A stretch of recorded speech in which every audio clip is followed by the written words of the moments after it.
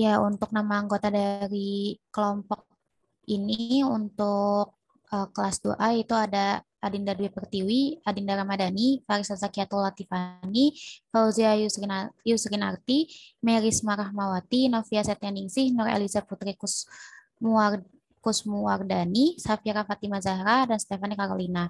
Kepada kelompok dari kelas 2A boleh dimulai. Ya, di sini pertama ada definisi statistik. Statistik diartikan sebagai kumpulan bahan keterangan yang berupa angka atau bilangan. Dapat pula diartikan sebagai deretan atau kumpulan angka yang menunjukkan keterangan mengenai cabang kegiatan hidup tertentu. Statistik juga dapat diartikan pula sebagai alat untuk menganalisis dan alat untuk membuat keputusan.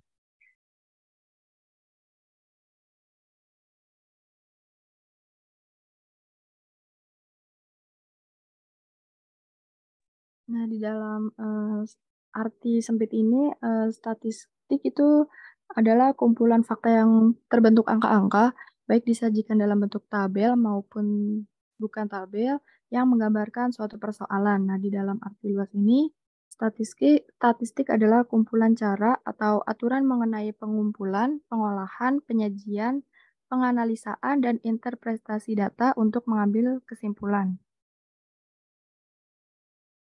Selanjutnya. Selanjutnya, definisi statistik inferensial. Statistik inferensial sering disebut sebagai statistika induktif, yang merupakan statistika yang digunakan untuk menganalisis data sampel dan hasilnya akan digeneralisasikan atau disimpulkan untuk populasi dari asal sampel itu diambil. Statistika inferensial dikategorikan menjadi dua, yaitu statistika parametrik dan statistika non-parametrik. Statistika parametrik digunakan untuk menguji parameter populasi melalui statistik atau menguji ukuran populasi melalui data sampel. Statistika parametrik mengasumsikan bahwa populasi berdistribusi normal. Yang kedua, statistika non-parametrik tidak menuntut terpenuhinya banyak asumsi. Misalnya, data yang akan dianalisis tidak harus berdistribusi normal, sehingga sering dinamakan bebas distribusi.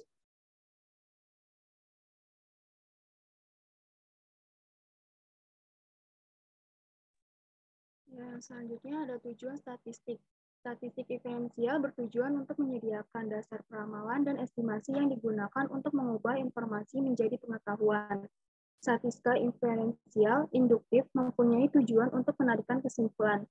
Sebelum menarik kesimpulan, dilakukan suatu dugaan yang dapat diperoleh dari statistika deskriptif.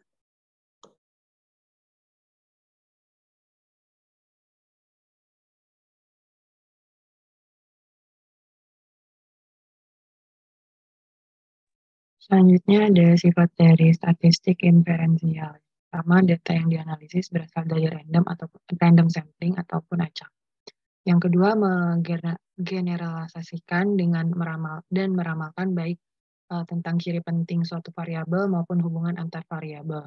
Yang ketiga, generalisasi dan ramalan yang diberlakukan bagi keseluruhan populasi atas dasar hasil analisis data dari sampel. Lalu yang keempat ada generalisasi dan ramalan dilakukan dengan uji hipotesis atau pengecekan asumsi.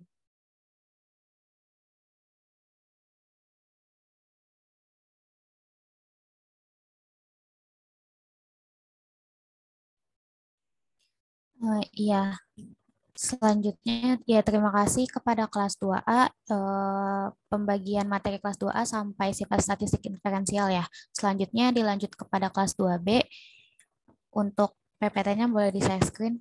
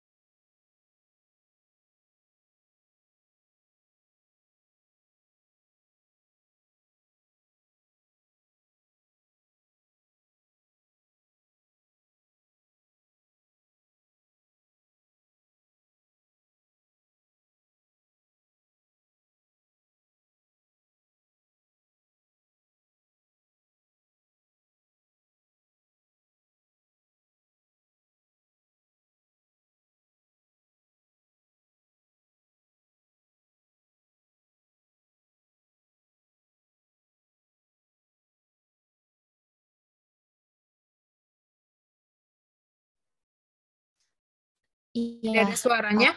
Oh ya. ya izin Ibu. Tadi ada kendala, mohon maaf ya Ibu. Sebelumnya ke nama-nama anggota kelompoknya dulu, mohon maaf Talita.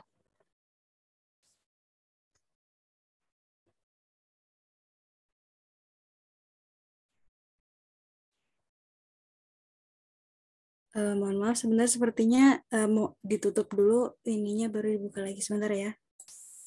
Oh iya.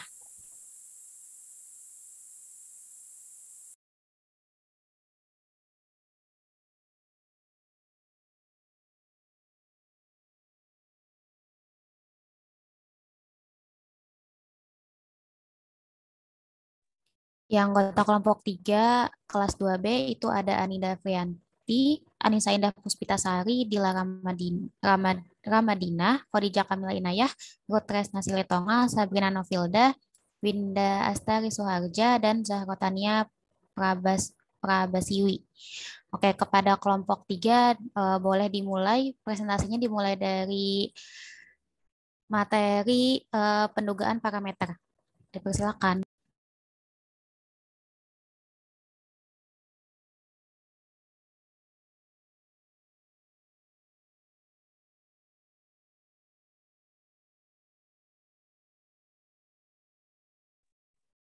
Ya, selanjutnya ada pendugaan parameter. Populasi memiliki karakteristik tertentu, yaitu parameter, seperti misalnya rata-rata berat badan mahasiswa Universitas Negeri Semarang, dan juga persentase kerusakan rantai sepeda motor yang dapat diproduksi perusahaan industri logam, dan sebagainya. Masalah yang penting dalam statistik inferensial adalah cara menduga parameter populasi yang pada umumnya tidak diketahui dari hasil statistik sampel. Pada kondisi seperti ini, kita tidak pernah berpretensi untuk dapat menduga nilai parameter secara tepat dan pasti. Nilai statistik dihitung dari sampel dan digunakan untuk menduga parameter populasi yang tidak diketahui. Pendugaan dilakukan dalam rentang batas bawah dan atas suatu interval keyakinan. Kemungkinan nilai parameter akan terletak di antara kedua batas keyakinan tersebut hanya dapat diharapkan. Hanya 5% dari keseluruhan kasus pendugaan yang sedemikian itu, nilai parameternya akan terletak di luar kedua batas keyakinan tersebut. Next.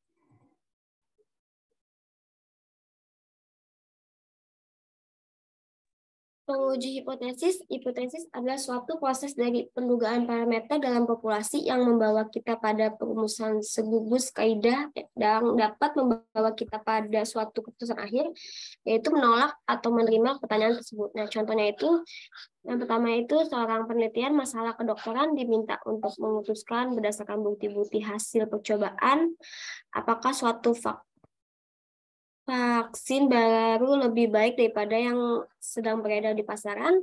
Kedua itu berdasarkan data, apakah ada perbedaan ketelitian antara dua jenis alat ukur. Yang ketiga itu seorang ahli sosiologi ingin mengumpulkan data yang memungkinkan ia menyimpulkan apakah jenis darah dan warna seorang ada hubungannya atau tidak. Hipotesis statistika merupakan suatu proses untuk menentukan apakah dugaan tentang nilai parameter atau karakteristik populasi didukung kuat oleh data sampel atau tidak. Alur dalam pengujian hipotesis ini dimulai dari adanya sampel yang menjadi data, lalu kita merumuskan hipotesisnya. Setelah itu kita melakukan pengujian terhadap nilai parameter dugaan, lalu melakukan decision rule atau aturan keputusan bahwa dugaan itu dapat diterima atau ditolak karena apa. Setelah itu kita mengambil keputusan bahwa dugaan dapat diterima atau tidak, dan yang terakhir kita dapat menarik kesimpulan. Terdapat dua macam hipotesis statistika. Yang pertama ada hipotesis nol yang bersimbol H0, merupakan suatu dugaan awal yang dapat kita ambil dari pengalaman ataupun informasi yang kita terima. Dan yang kedua ada hipotesis alternatif atau H1, yang dimana ini dugaannya bertentangan dengan dugaan awal atau H0. Jadi waktu pengujian hipotesis kita dapat memilih dugaan mana yang benar, apakah itu H0 atau H1 selanjutnya.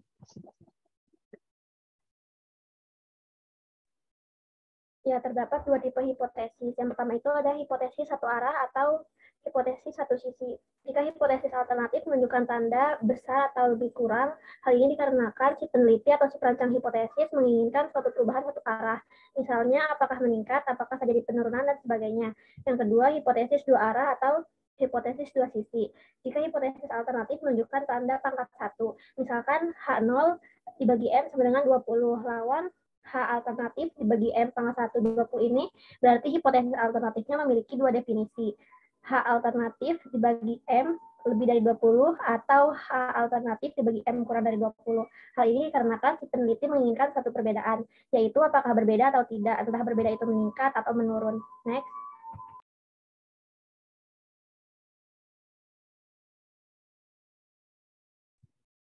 Selanjutnya ada hubungan antara pendugaan dan penguji hipotesis. Istilah pendugaan dalam konteks penguji hipotesis bermakna apakah koefisiensi hubungan yang ditemukan pada sampel atau statistik kurang lebih sama dengan koefisiensi hubungan yang ada atau berlaku pada populasi atau parameter, sehingga kita tidak bisa menarik kesimpulan bahwa hubungan antar variabel yang kita temukan pada sampel bisa diberlakukan atau digeneralisasikan pada populasi. Dengan kata lain, apakah nilai dari statistik yang dihasilkan dari sampel bisa digunakan untuk menduga nilai dari parameter di populasi? Ya, yang selanjutnya ada langkah-langkah pengujian hipotesis. Yang pertama itu menentukan formulasi hipotesis. Hipotesis 0 atau H0 adalah suatu pernyataan yang akan diuji, sedangkan hipotesis alternatif atau H1 adalah suatu pernyataan yang akan diuji. Yang kedua itu menentukan taraf nyata atau significant level, merupakan besarnya batas toleransi dalam menerima kesalahan hasil hipotesis. Yang ketiga, menentukan kriteria pengujian, merupakan bentuk keputusan dalam menerima atau menolak hipotesis 0. Dan yang keempat, menentukan nilai uji statistik. Dan yang terakhir, membuat kesimpulan. Selanjutnya ada peranan statistik inferensial dalam penelitian kuantitatif. Yang pertama itu berfungsi sebagai dasar dalam penyusunan model atau persamaan teoritis. Yang kedua ada berfungsi sebagai wujud perumusan hipotesis. Lalu yang ketiga ada berfungsi dalam mendukung pengembangan instrumen penelitian. Lalu yang keempat ada berfungsi sebagai dasar dalam menyusun rancangan penelitian. Lalu yang kelima ada berfungsi sebagai analisis dalam menentukan sampel atau cuplikan penelitian. Dan yang terakhir adalah berfungsi sebagai pengolahan dan analisis data dari hasil penelitian. Selanjutnya.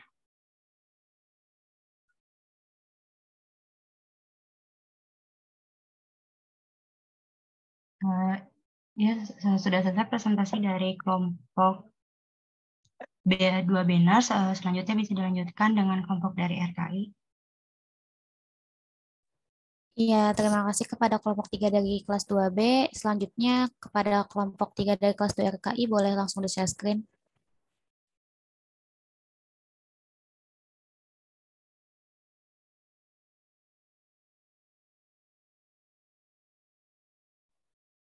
Kelompok 3 kelas 2 RKI dengan member Deva Angela, Maya Bagda Salim, Nula Saputri, Novin Nurwandari, Putri Nurdiani, Raihana Kaila Hatika Pratomo, Safra Nursita Alfi Mucakir, dan Salma Sonia Zahara. Mungkin langsung aja ya ke bagian tipe. Jadi definisinya nggak usah dibacain. Terima kasih. Oke, baik. Selanjutnya di sini ada macam-macam atau jenis dari inferensial statistik. Nah, di sini tuh ada dua jenis atau dua macam ya. Yang pertama itu di sini ada parametrik statistik dan non-parametrik statistik. Nah, di parametrik statistik ini kita membahas tentang population parameter, data type, and normal data distribution, yaitu skala, interval, dan rasio. Terus untuk yang non-parametrik statistik ini, statistik ini tuh nama lainnya juga nama lain dari non-parametrik statistik ini tuh yaitu kan statistik bebas distribusi dan uji bebas asumsi, yang dimana statistik ini include-nya yaitu skala data nominal dan ordinal. Nah, si statistik parametrik dan statistik non-parametrik ini kan keduanya itu sama-sama digunakan untuk menguji hipotesis. Namun keduanya ini tuh ada perbedaannya. Kalau statistik parametrik itu dia variabel yang terukur. Contohnya itu seperti kayak berapa menit rata-rata iklan di TV. Kalau kita udah menyinggung menit, berarti kan itu bisa diukur. Gitu. Terus untuk yang non-parametrik ini, dia ini variabelnya tuh nggak bisa diukur. Contohnya tuh kayak berapa besar kepuasan pasien terhadap pelayanan rumah sakit tersebut. Seperti itu. Nah, kan yang tadi udah dibahas tuh kalau statistik parametrik itu kan didistribusikan oleh data normal, yaitu kan skala interval dan rasio. Sedangkan yang non-parametrik ini didistribusikan oleh data yang tidak normal, yaitu skala data nominal dan ordinal. Namun, keduanya ini sama-sama mengetahui hubungan antara satu variabel dengan variabel lain.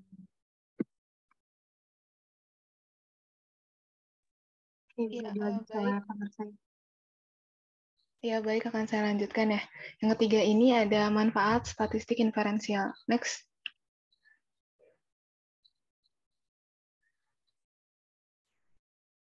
Ya, yang pertama ini ada alat untuk menduga populasi. Nah, kan kita tahu tujuan utama dari penggunaan statistik inferensial ini untuk menduga nilai populasi. Sesuai dengan definisi yang tadi sudah dijelaskan, ketika kita buat pakai statistika inferensial itu, kita dapat menggeneralisasikan atau yang bisa kita bilang membuat kesimpulan dari kondisi di dalam sampel untuk menggambarkan kondisi sampel secara keseluruhan. Nah, dengan adanya penggunaan metode ini, kita juga bisa tahu hasil pengukuran yang akurat dan tepat yang mampu menggambarkan kondisi yang sebenarnya. Selanjutnya di sini yang kedua ada metode analisis yang sangat struktur. Nah, statistik inferensial ini memiliki formula yang sangat rapi dan terstruktur. Metode yang digunakan teruji secara matematis dan bisa dikatakan sebagai estimator yang tidak bias. Next. Nah, baik, saya lanjutkan. Selanjutnya ini ruang lingkup bahasan statistik inferensial. Next. Yang pertama ini ada probabilitas atau teori kemungkinan. Probabilitas dapat diartikan sebagai kemungkinan terjadinya suatu peristiwa di antara kejadian seluruhnya yang mungkin terjadi. Di sini ada contohnya, misalnya ada huruf A, B, C. Berapa kemungkinan pasangan yang dibuat? Jadi kemungkinannya yang terjadi itu ada 6, dan kita bisa memakai cara n faktorial. ABC ini kan berarti ada 3 huruf ya, jadi 3 faktorial dengan rumus 3 kali 2 kali 1 dan ketemu 6, seperti itu. Lalu yang kedua ini ada metode sampel. Sampling berguna dalam penarikan kesimpulan atau inference yang valid dan dapat dipercaya. Beberapa tahapan sampling diantaranya mendefinisikan populasi hendak diminati dan menentukan kerangka sampel. Next.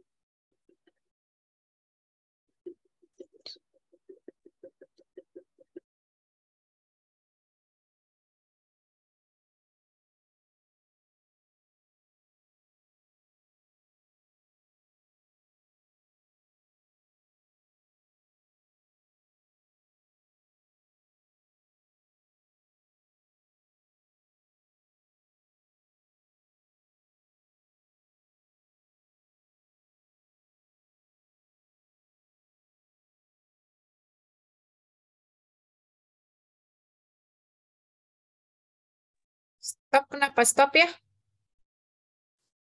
Halo? Ini stop apa memang saya nggak dengar ya? Iya, Ibu. Sebelumnya mohon maaf, ini ada terkendala di audionya. Mungkin boleh dari kelompoknya di backup dulu temannya yang terkendala audio. Ya, izin masuk ke moderator, saya izin membackup teman saya. Yang selanjutnya ini pengujian hipotesis.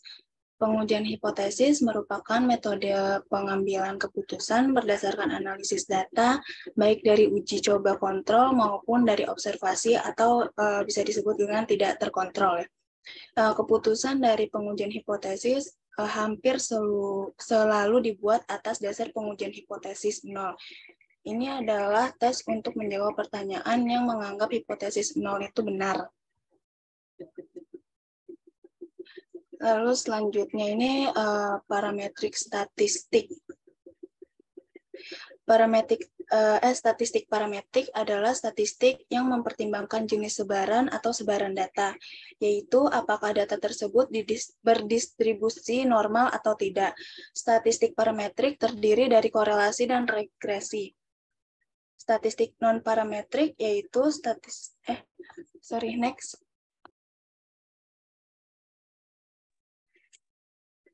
selanjutnya statistik non-parametrik. Statistik non-parametrik yaitu statistik bebas distribusi atau tidak memerlukan bentuk distribusi parameter populasi, baik normal maupun tidak.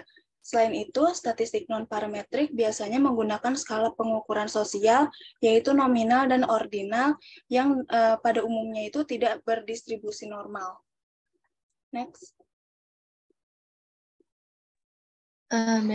Selanjutnya akan saya lanjutkan, yaitu ada jenis teknik pengujian inferensial. Next.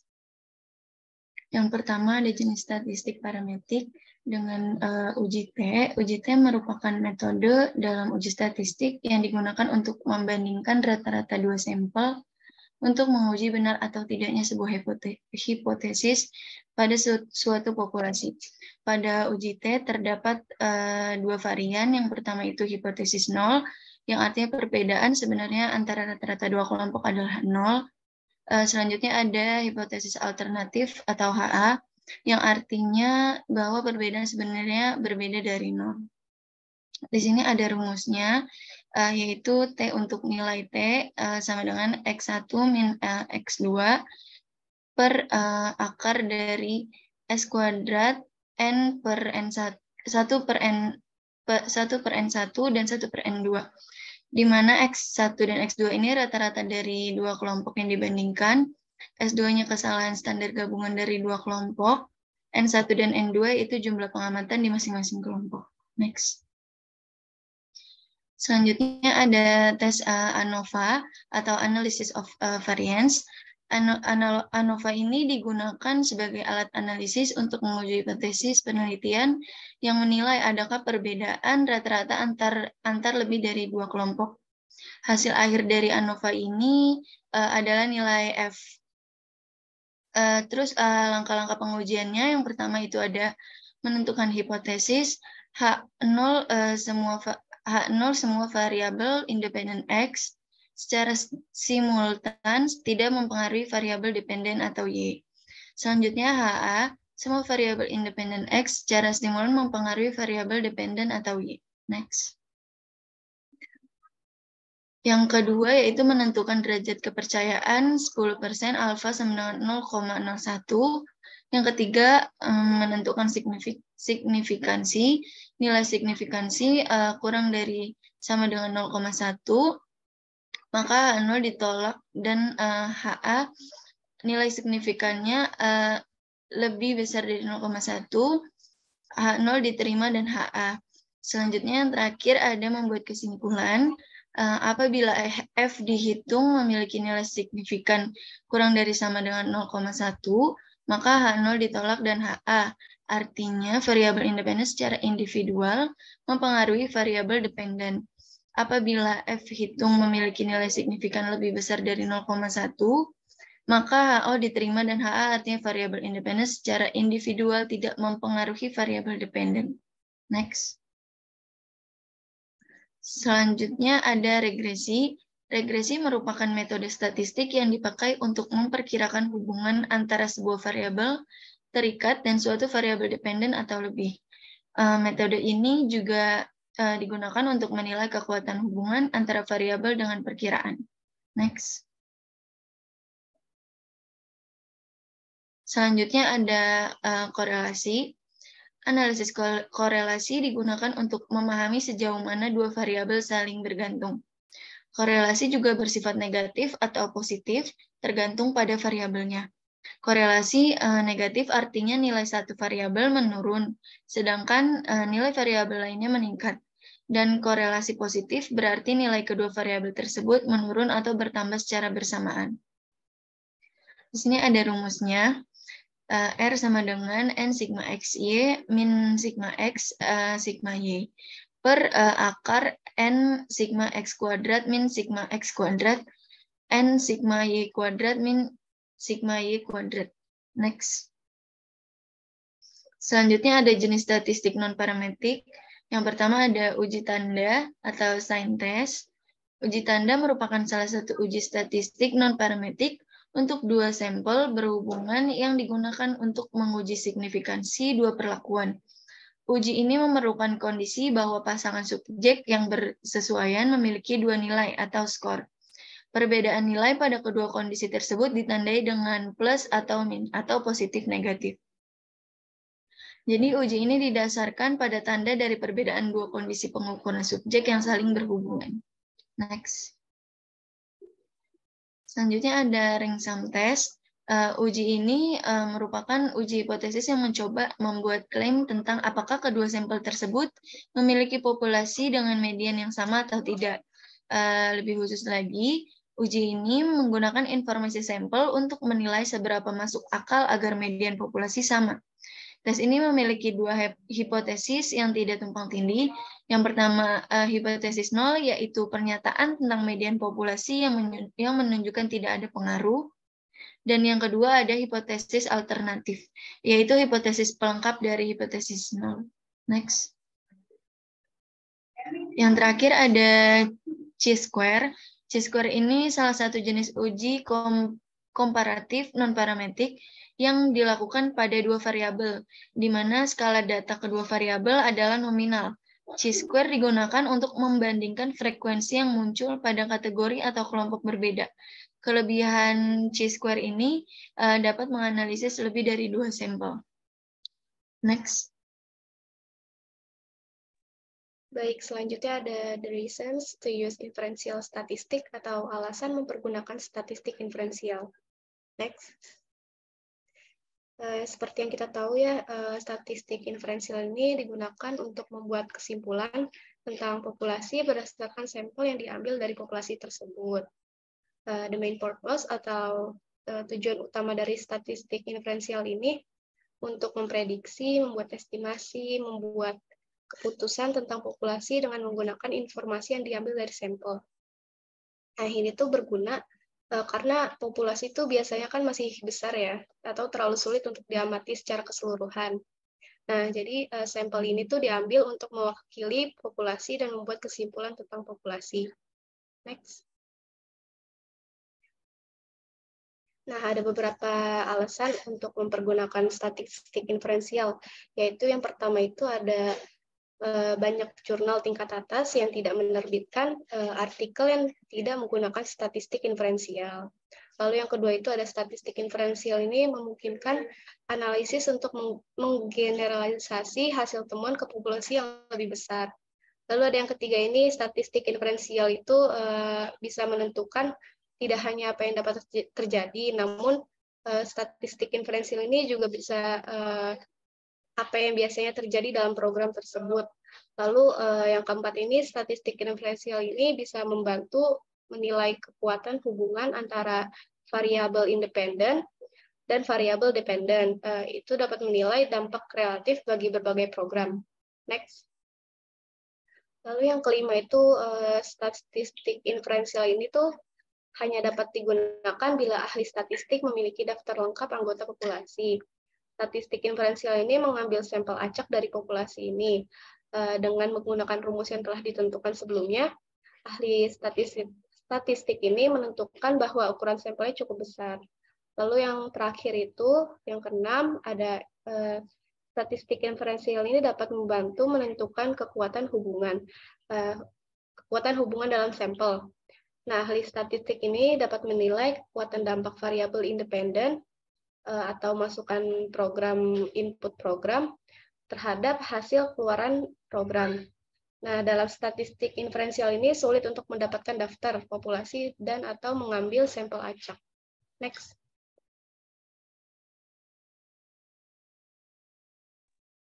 Ya, baik. Selanjutnya ada pembahasan tentang inferensial statistik di sampel. Bisa tolong di next.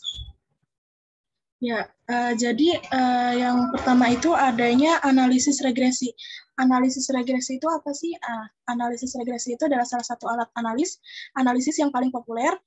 Analisis ini digunakan untuk memprediksi hubungan antara variabel independen dengan variabel dependen. Dan kita bisa menentukan variabel mana saja yang memiliki pengaruh yang signifikan dalam sebuah penelitian tersebut. Jadi di sini bisa dilihat pada slide. Untuk contohnya itu dijelaskan bahwa jumlah uang saku yang diterima mahasiswa dipengaruhi dengan jarak tempuh dari rumah ke kampus. Bila dijelaskan secara logis, maka semakin dekat jarak rumah kita terhadap kampus, maka akan semakin kecil juga pengeluaran nilai uang saku mahasiswa tersebut. Namun sebaliknya, jika jarak tempuh si mahasiswanya ini lebih jauh daripada ke kampus, maka akan semakin besar juga pengeluaran uang saku mahasiswa tersebut. Jadi sehingga jarak tempuh dari rumah ke kampus itu bisa disebut dengan variabel X dan akan mempengaruhi si nilai uang saku mahasiswa tersebut yang disebut dengan variabel Y. Bisa tolong di next? Ya baik, selanjutnya ada uji hipotesis. Nah, uji hipotesis ini yang sudah saya jelaskan atau teman-teman yang sudah dijelaskan sebelumnya merupakan pengujian statistik di mana kita ingin mengetahui nih kebenaran dari sebuah asumsi atau pendapat yang biasa terjadi di masyarakat. Biasanya uji ini digunakan untuk mengetahui tentang kebenaran sebuah klaim yang beredar di masyarakat. Uji hipotesis ini juga membantu kita dalam membuktikan apakah pendapat atau hal yang kita percaya itu benar atau salah. Bisa tolong di next? Baik, selanjutnya itu ada tahapan atau langkah-langkah dalam uji hipotesis. Yang pertama itu ada menyatakan hipotesis nol dan hipotesis alternatif. Yang kedua itu ada menyatakan hipotesis mengumpulkan data sebagai dasar uji hipotesis.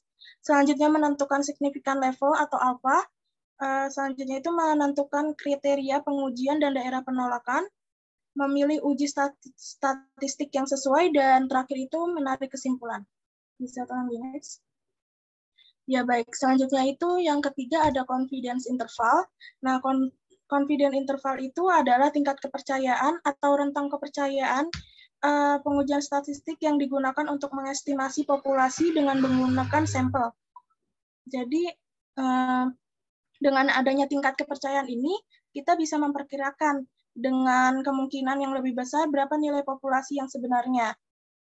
Bisa tolong di next? Ya, ini ada contoh dari confidence interval. Pada contoh tersebut dijelaskan ada 100 juta anak muda di Amerika Serikat. Berdasarkan hasil penelitian, 50% dari anak muda tersebut tertarik menjalani pekerjaan sebagai wirausaha. Jika ingin memiliki interval kepercayaan yang sempit, berapa banyak sampel yang tepat yang kami butuhkan? Di sini untuk penjelasannya, jika ingin menggunakan 200 sampel, maka kita menemukan rumus MOE sama dengan 1 per akar 200, itu hasilnya adalah 0,07. Jadi berarti margin of error-nya itu adalah 0,7 atau 7%. Lalu kita harus menambahkan dan mengurangi nilai statistik uji yang dihasilkan dengan 0,7. Bisa tolong di next?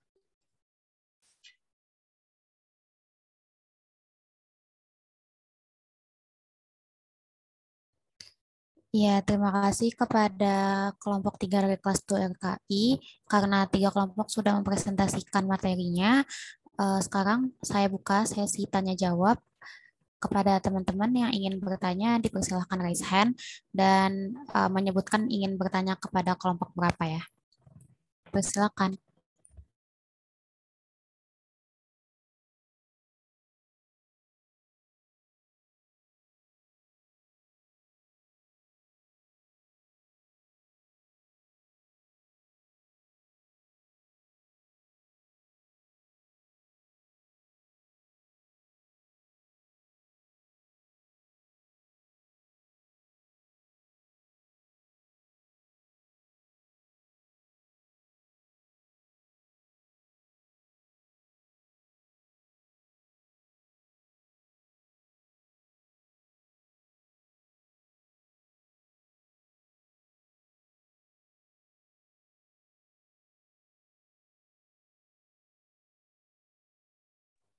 Ya, baik. Di sini sudah ada 2 penanya.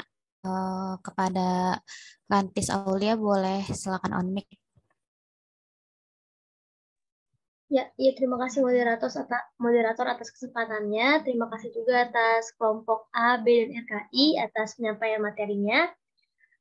Saya Anis Aulia dari kelas RKI, izin bertanya ya. Singkat saja. Iya, Ibu. Potensial di kepala iya. ya. Selanjutnya kepada Vini, boleh on mic, silakan. Iya, baik. Izin bertanya, saya Vini mau bertanya ke kelompok. Tadi kelompok sudah menjelaskan bahwa terdapat variabel independen dan dependen. Nah, tolong dijelaskan apa perbedaan dari kedua variabel tersebut dan juga seperti apa sih contohnya. Itu saja. Terima kasih.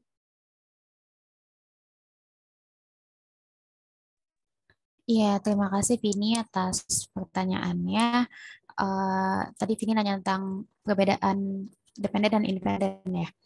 Mungkin kepada kelompok saya kasih kesempatan untuk menjawab. Sembari menunggu kelompok menjawab, apakah ada teman-teman yang ingin bertanya lagi? Yang ingin bertanya boleh raise hand ya teman-teman. Moderator, tadi pertanyaan kedua apa? Halo, moderator, pertanyaan kedua apa tadi? Kurang jelas, Ya, Ibu. Ibu. Pertanyaan kedua itu perbedaan antara kedua variabel independen dan dependen.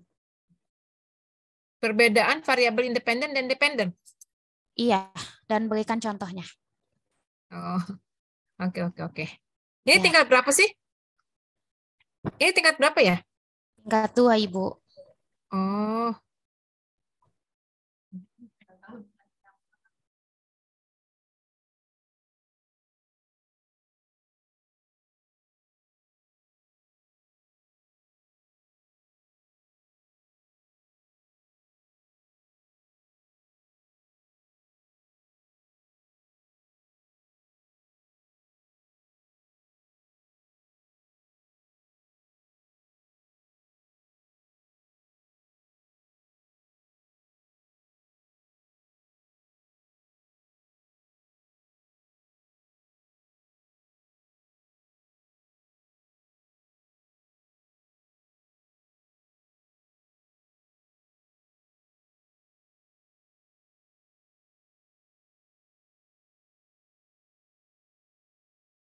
Ini kita masih menunggu atau bagaimana? Masih menunggu kelompok mencari jawaban atau mau dibuka itu lagi, dibuka sesi lagi sambil menunggu kelompok mencari jawaban? Pertanyaan dibuka lagi hanya 2. Harusnya nih kalian banyak nih bertanya. Apa kalian sama sekali nggak ngerti ya? Bingung ya? Jadinya apa yang mau ditanya ya bingung soalnya ya. Benerkah? Ngangguk-ngangguk aja.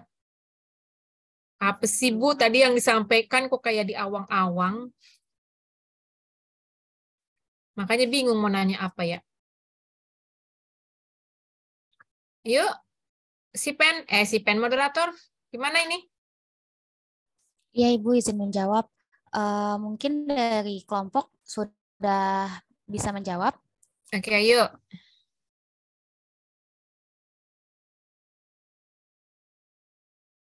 Iya, kepada Novi dipersilahkan. Baik, sebelumnya terima kasih moderator izin masuk. Saya Novi, perwakilan dari kelompok 2 RKI. Izin menjawab pertanyaan dari Vini. Untuk pertanyaannya, perbedaan dari variabel independen dan dependen, serta berikan contohnya. Untuk itu, saya akan menjelaskan terlebih dahulu. Untuk variabel itu adalah besaran yang dapat mempengaruhi suatu peristiwa atau suatu hasil penelitian tersebut. Untuk variabel independennya sendiri itu variabel yang mempengaruhi atau yang menjadi sebab dari perubahannya atau timbulnya variabel dependen tersebut. Lalu untuk variabel dependennya ini adalah variabel yang dipengaruhi atau yang menjadi akibat karena adanya variabel bebas. Untuk contohnya ini terdapat kalimat bahwa pengaruh model pembelajaran terhadap hasil belajar siswa. Untuk variabel dependennya ini hasil belajar siswa, karena kenapa sih hasil belajar siswa ini bisa jadi variabel dependen? Balik lagi ke pengertian variabel dependennya itu, pengertiannya itu adalah variabel yang dipengaruhi atau yang menjadi akibat dari hasil penelitian tersebut. Untuk variabel independennya itu adalah model pembelajaran. Karena model pembelajarannya ini adalah suatu variabel atau kalimat yang mempengaruhi serta menjadi sebab dari perubahannya pada peristiwa tersebut. Apakah Vini sudah paham dengan penjelasannya?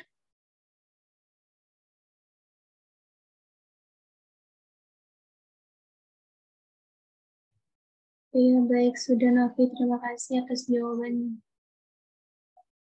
Udah paham apa variabel dependen apa variabel independen?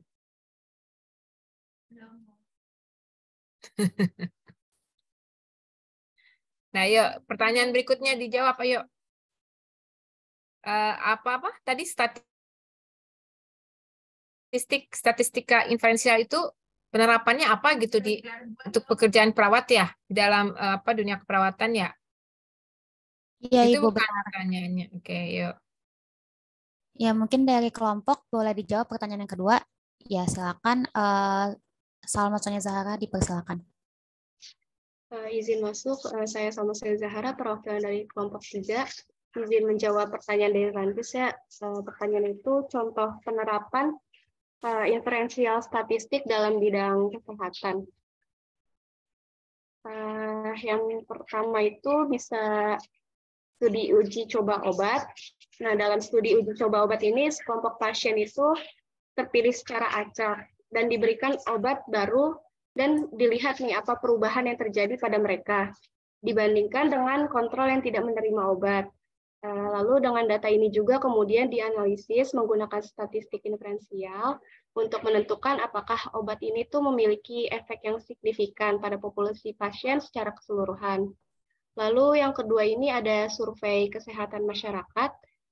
Di survei kesehatan masyarakat ini tuh dapat dilakukan statistik inferensial untuk mengambil kesimpulan tentang kebiasaan hidup sehat atau juga faktor risiko kesehatan dalam populasi yang lebih luas. Misalnya itu contoh jika sekelompok orang yang terpilih secara acak ini melakukan survei yang menunjukkan tingkat obesitas yang tinggi. Nah, inferensial statistik ini dapat digunakan untuk memperkirakan tingkat obesitas dalam populasi secara keseluruhan. Mungkin jika ada tambahan dari anggota kelompok, dipersilahkan.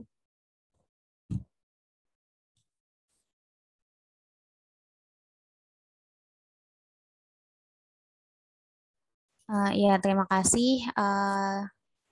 Ya, mungkin Raihana boleh silakan. Iya, Mut, izin masuk. Ya, izin menambahkan dari pertanyaan dari Rantis ya.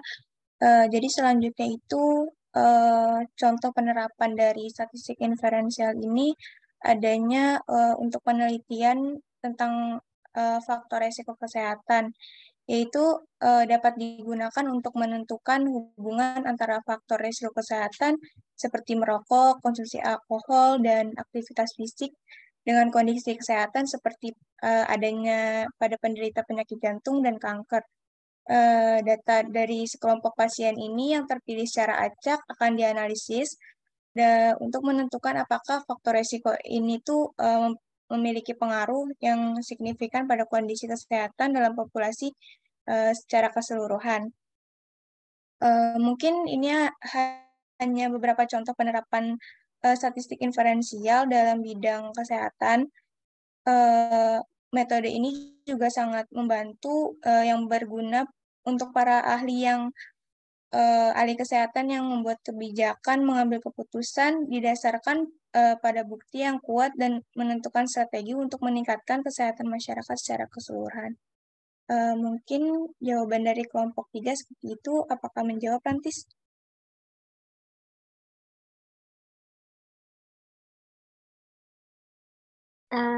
Ya, terima kasih banyak Kak Hena Kaila dan selamat semuanya atas jawabannya. Cukup menjawab ya. Terima kasih. Ya, terima kasih kepada kelompok yang sudah menjawab pertanyaan dan kepada penanya tadi. Setelah ini saya buka lagi sesi tanya jawab. Masih adakah dari teman-teman yang ingin bertanya? Dipersilakan raise hand.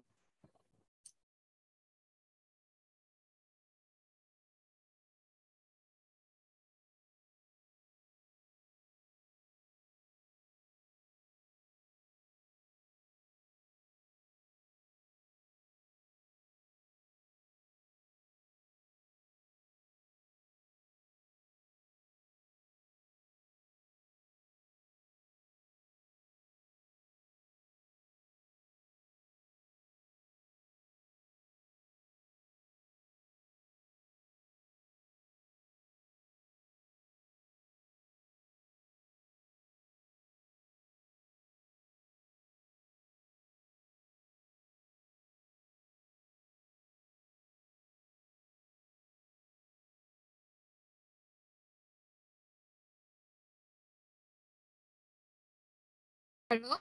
Nggak ada ini lagi? Nggak ada pertanyaan lagi? Bingung ya? Halo? Iya, teman-teman, saya tanya sekali lagi, apakah ada yang ingin bertanya? Jika tidak ada, mungkin bisa saya tutup terlebih dahulu ya. Ya, baik. Terima kasih atas presentasinya. Kalau kelas 2A, 2B, dan 2RKI, kelompok 3. Terima kasih juga tadi yang sudah bertanya dan sudah menjawab.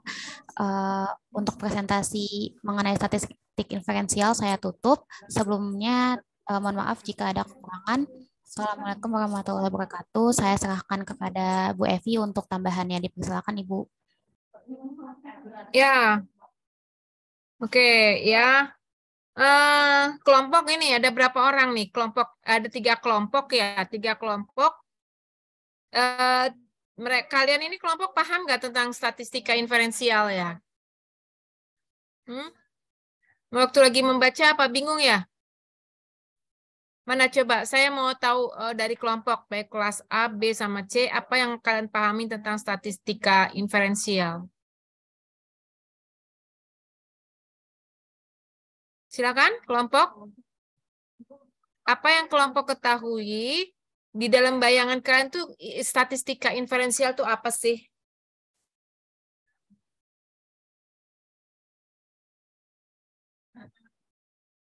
Coba.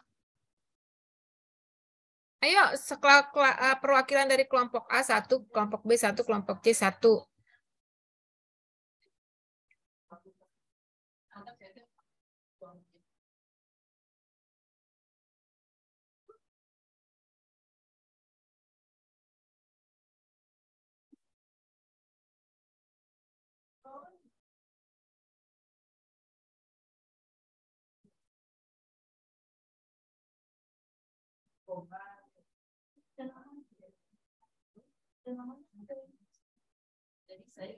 Halo, kok diam-diam aja? Kalau diam-diam aja nanti saya nggak tahu ini.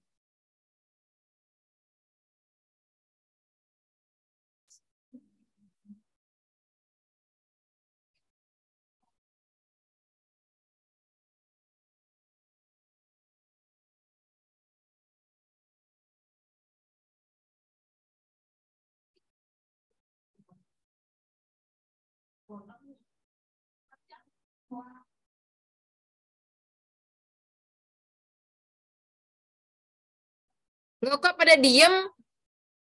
Ini kita diem-dieman aja kuliah atau bagaimana ini?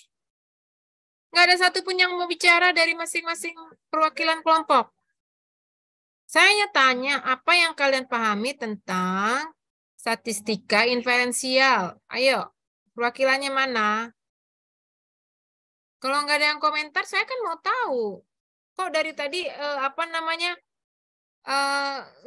Jadi gini, kalau teman kalian tidak bertanya, itu artinya teman kalian itu tidak mengerti. Karena dia tidak mengerti, makanya kita tidak tanya, apa sih yang tadi dijelasin, gue juga nggak ngerti. Nah, mau nanya apa gue, orang gue juga nggak ngerti. Nah, sekarang pertanyaan saya adalah, kelompok itu paham nggak tentang statistika inferensial? Supaya kalian tahu, kalian tuh bisa menyampaikan pesan nggak, menyampaikan informasi terkait dengan topik ini nggak ke teman-temannya. Ini teman-temannya apakah memang nggak ngerti, atau memang sudah cukup paham, atau memang apa nggak jelas.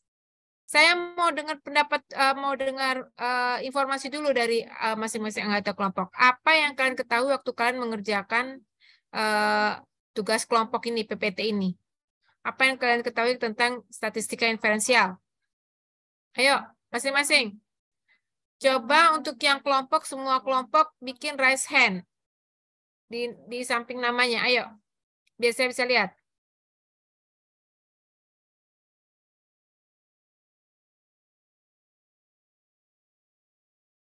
Baru 1. Farisa, Sabrina, Ruth. Ayo.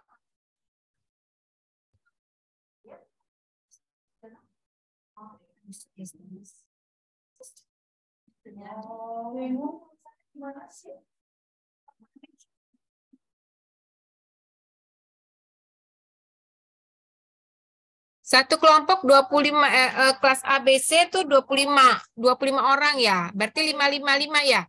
Satu kelompok. Apakah benar satu kelompok isinya 5 orang? Nggak ngerti, dia aja baru ukuran. Halo? Izin menjawab, Ibu, kalau dari kelas B ada 8 orang. Mbak Ratna, sebentar. Gimana? Izin menjawab, Ibu, kalau dari kelas B ada 8 orang. 8 orang banyak. Coba dari kelas A, mana ini? Farisa, coba apa yang ada di pikiran kamu waktu mengerjakan statistika inferensial itu apa yang dimaksud dengan itu? Iya Ibu, saya Farisa izin menjawab. Jadi statistika inferensial itu digunakan untuk menganalisis data sampel. Nanti hasilnya itu disimpulin dari hasil sampel yang diambil itu Bu. Dari sampelnya itu dikumpulin, terus diolah, dan ditarik kesimpulannya gitu Bu. Buat contohnya mungkin yang saya tangkap itu dalam perhitungan quick count saat pemilu Ibu. Oke, yang dari kelompok kamu kelas A, kelas B. Kalau nggak ada yang ngomong, saya tunjuk. Siapa yang mau ngomong?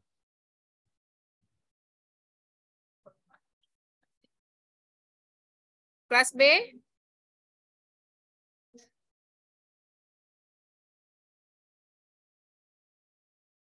Ayo kelas B.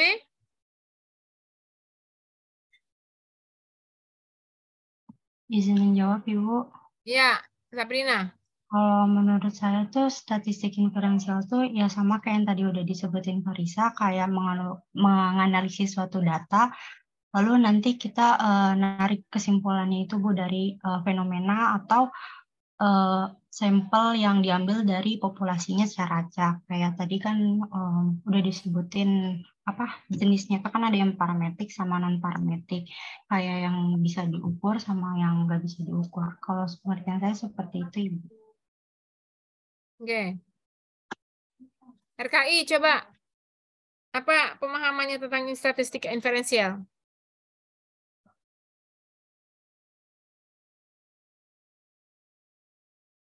Ayo. RKI.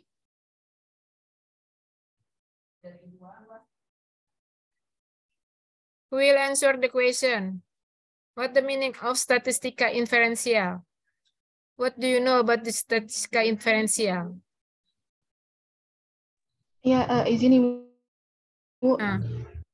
Ya, ini saya ngambil dari pakai kata-kata saya sendiri ya, Bu. Jadi, statistika inferensial itu waktu kita mau ngambil data, jadi kita tuh mau menggambarkan kondisi dari sampel. Kan itu kan tadinya ada populasi banyak tuh. Nah, dari populasi banyak ini kita tuh mau ngambil sampel dari populasi itu. Jadi sampelnya ini itu mewakili dari populasi itu. Jadi kita ngambil datanya itu dari sampel itu, dari perwakilan yang ada di sampel itu. Nah, pengambilan sampel ini itu namanya sampling.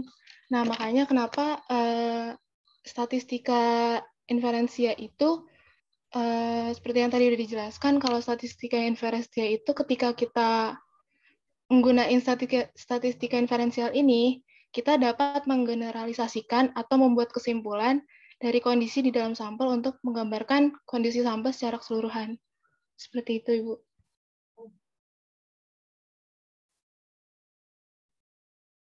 Ya, oke.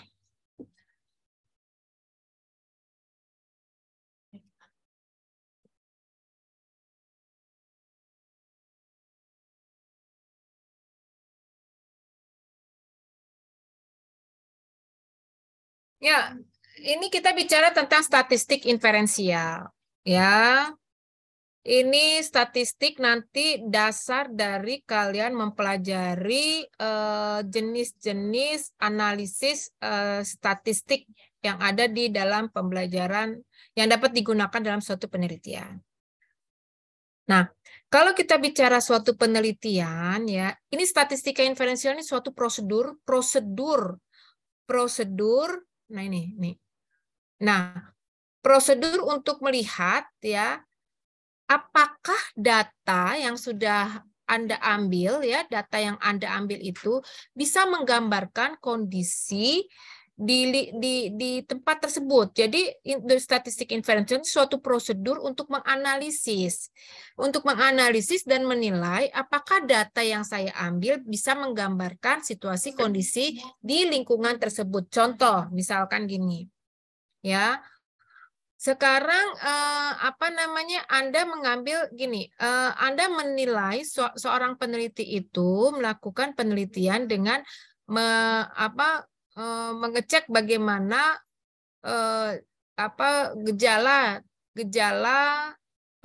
atau apa penyebab terjadinya tingginya COVID misalkan di DKI Jakarta. Ya, di DKI Jakarta. Jadi yang diambil itu adalah sampel atau beberapa orang responden yang berada di Jakarta. Sekarang pertanyaannya adalah, kalau misalkan sudah Anda analisis, apakah hasilnya itu bisa digeneralisasikan? Apakah hasil bahwa Anda melihat hasil penelitiannya bahwa kejadian COVID di DKI Jakarta itu disebabkan karena A, B, C, D, E, F, G. Nah, apakah faktor penyebab itu bisa juga menjadi penyebab-penyebab yang ada di semua provinsi? Artinya, apakah data yang Anda ambil khusus di DKI Jakarta, apakah bisa menjadi bisa digeneralisasikan untuk semua? Itu artinya statistika inferensial. Jadi ini suatu prosedur analisis, suatu prosedur pengukuran yang dilakukan untuk mengetahui apakah data yang Anda ambil itu bisa digeneralisasikan. Paham nggak? Jadi apakah nanti bisa gini, oh ternyata faktor penyebab terjadinya COVID itu adalah A, B, C, D. Sebenarnya faktor penyebab COVID yang A, B, C, D itu adalah faktor penyebab COVID yang Anda ambil dari Jakarta, karena responden yang Anda ambil adalah orang-orang Jakarta. Apakah hasil tersebut bisa juga untuk menggambarkan penyebab COVID di daerah Jawa Timur? Apakah hasil tersebut bisa Anda jadikan sebagai penyebab COVID juga di daerah Papua sana? Apakah hasil tersebut bisa Anda jadikan juga sebagai penyebab COVID di daerah Sulawesi? Menurut Anda bisa nggak? Menurut Anda bisa nggak? Tidak bisa, Ibu. Kenapa tidak bisa? Karena perbedaan letak geografis. Nah, bagus banget. Karena kita tidak bisa mengeneralisasikan data tersebut ke seluruh Indonesia. Data faktor penyebab terjadinya COVID di Jakarta itu kita jadikan sebagai faktor penyebab COVID di semua se-Indonesia. Karena jelas situasinya berbeda. Kondisi Jakarta tuh seperti apa? Yang padat, ya aktivitasnya tinggi. Apakah itu juga menjadi faktor penyebabnya di Papua sana yang mungkin juga aktivitasnya nggak terlalu banyak gitu kan? Yang bukan daerah metropolitan. Nah, jadi inilah kita yang mau kita lihat. Jadi ini di statistik inferensial itu kita mau lihat apakah benar data itu bisa kita generalisasikan. Nah, gitu. Paham? Ini pemahaman dulu tentang statistik inferensial. Sudah? Paham ya? Halo? Paham dulu nggak? Ya, diem aja. Udah paham, Ibu. Paham? Ada berapa orang nih? 116, 115. Paham dulu nggak tentang statistika inferensial itu apa? Jadi suatu prosedur pengukuran untuk mengetahui apakah data sampel itu bisa digeneralisasikan. Paham ya? Sudah, oke. Nah, itu dulu. Nah, untuk mengetahui apakah memang ini bisa digeneralisasikan, ya. Nah, ini ya, kita harus lihat dulu datanya seperti apa. Ya, kita harus lihat dulu datanya seperti apa.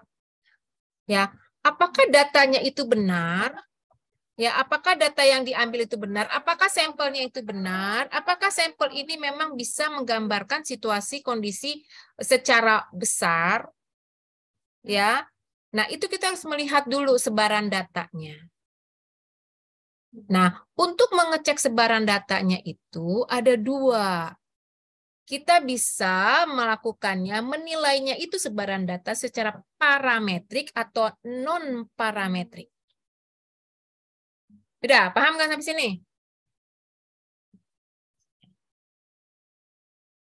Paham nggak sampai sini?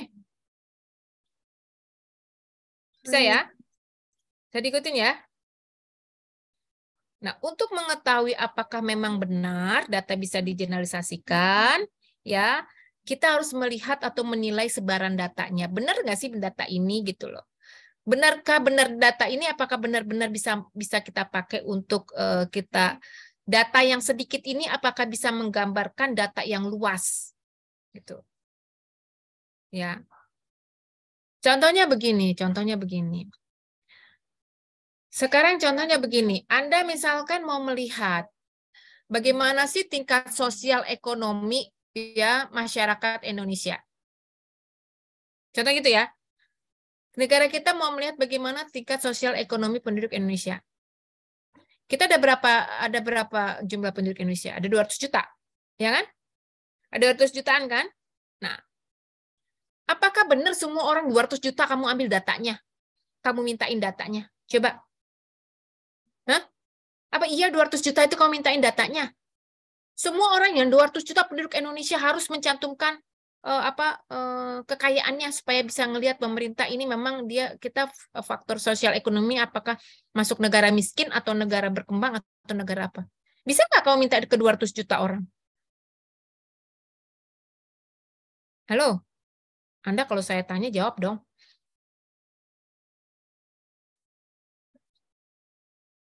Bisa nggak? Izin menjawab Ibu, nggak bisa Ibu. Nggak bisa. Nggak bisa kan? Mau berapa lama kamu mintain data 200 juta orang? Jadi gimana caranya? Nah, caranya itu ada probabilitas tadi, ada porsinya. Ada porsinya. Porsinya itu bisa bertingkat. Contoh yang kamu ambil adalah kamu harus mengetahui dulu tingkatan provinsi. Kita ada berapa provinsi? Contohnya kita ada 30 provinsi. 30 provinsi ini harus kita tahu datanya. Ya, bertingkat jadinya. Nah, si provinsi ini apakah iya? Misalkan contohnya adalah Provinsi DKI Jakarta. Provinsi DKI Jakarta itu ratusan juta orang juga. Apakah iya bisa pemerintah gubernur itu mengambil data sekian banyak ini orang DKI Jakarta? Enggak juga kan?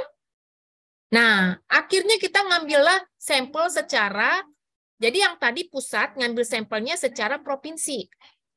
Provinsi ngambil sampelnya secara, habis provinsi apa? Kecamatan ya? Kecamatan 4 kelurahan. Nah, jadi bertingkat, berjenjang.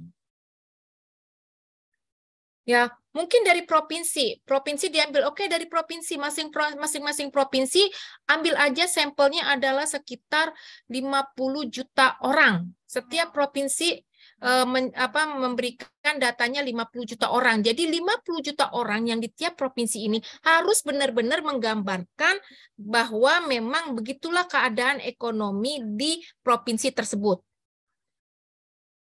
Padahal jumlah orang di provinsi tersebut misalkan ada 150 juta orang atau mungkin ada 200 juta orang. Terus gimana jadinya? Berarti kan dia harus memilih 50 dari 200 juta. Betul nggak? Berarti gubernur itu harus memilih 50 juta orang dari 250 juta orang. Betul nggak? Nah, sekarang bagaimana memilihnya itu supaya benar ada keterwakilan. Ada keterwakilan dari orang kaya, ada keterwakilan dari orang miskin, ada keterwakilan dari sosial ekonomi yang sedang. Kalau kita suka-suka milih, udah kamu sini ikut, kamu masuk ke dalam sini, kamu. Nanti yang kepilih semuanya orang miskin. Jadi kelihatan di provinsi itu adalah provinsi miskin. Betul nggak? Padahal sebenarnya provinsi itu kan ada juga yang kaya, ada juga yang miskin gitu kan? Ada yang tingkat pendidikan. Nah, Berarti harus ada keterwakilan dari masing-masing tingkat sosial ekonomi. Itu diserahkan oleh ke gubernur oleh siapa? Oleh tingkat kecamatan. Nah, gitu. Jadi berjenjang. Paham? Nah, akhirnya nanti tercapailah di tiap provinsi misalkan dapat 50-50, ada 30 provinsi 30, 150. Hanya ada 150 juta orang, Bu. Tapi apakah 150 juta orang ini bisa menggambarkan 500 juta penduduk Indonesia? Apakah 150 orang ini, 150 juta orang ini yang tadi sudah kepilih sampelnya dari tiap provinsi, tadi kan tiap provinsi dapatnya 50-50. Apakah benar bisa mewakili seluruh Indonesia? Bisa. Itu. Jadi yang 150 juta orang ini bisa menggambarkan keadaan sosial ekonomi yang 500 juta penduduk Indonesia. Kenapa? Karena ternyata dia milihnya berjenjang.